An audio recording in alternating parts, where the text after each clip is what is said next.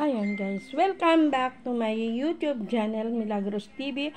Ako ngayon ay mayroong 4 na piraso na bangus. Akin gigisa dito sa pechay guys. Ayan ang pechay. Meron tayong kamatis, bawang, sibuyas. Tayo guys ay piprituhin ko muna itong bangus guys para maihalo natin dito kasi kailangan sa simpleng ulam lang tayo ay makakaraos na sa araw-araw. Ayan guys, simulan ko na ang pagluluto. Iprito muna natin.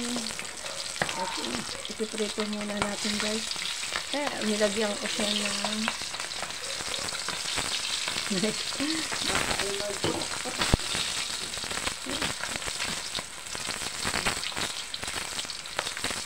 yan.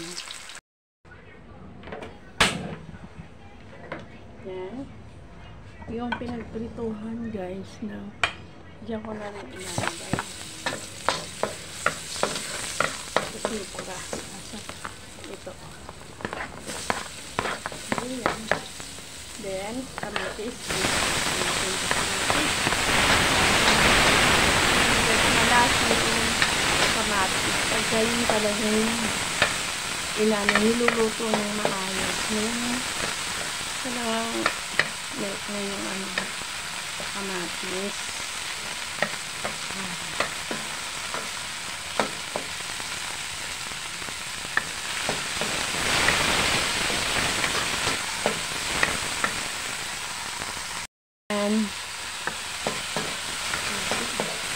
Maraming salamat sa aking mga walang sawang pagsuporta kay Nanay Mila.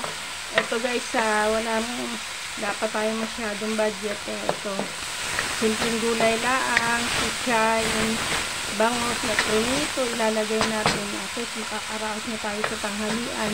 Simpleng tipid-tipid lang. Ano na siya?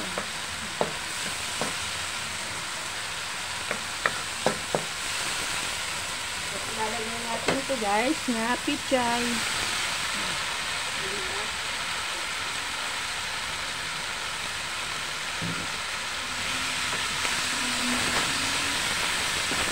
Yun na yan. Nakakaraos na rin tayo sa isang araw na ulam.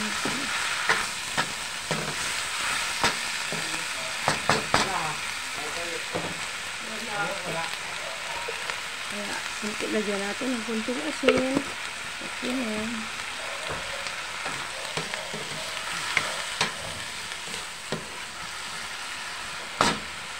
Lagyan natin ng sabaw para may sabaw ang mga chikitin.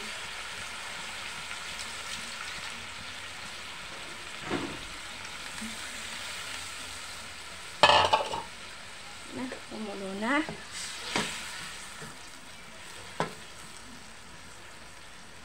Taste nga, taste.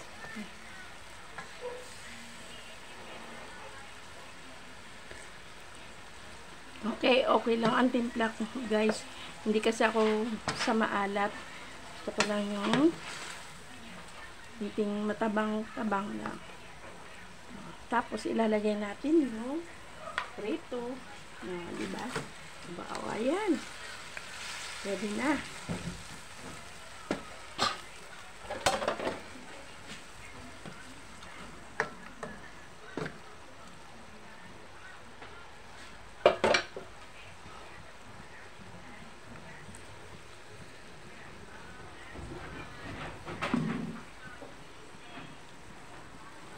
Ayan guys, ang aking tanghalian ngayon na pritong bangus na may pechay.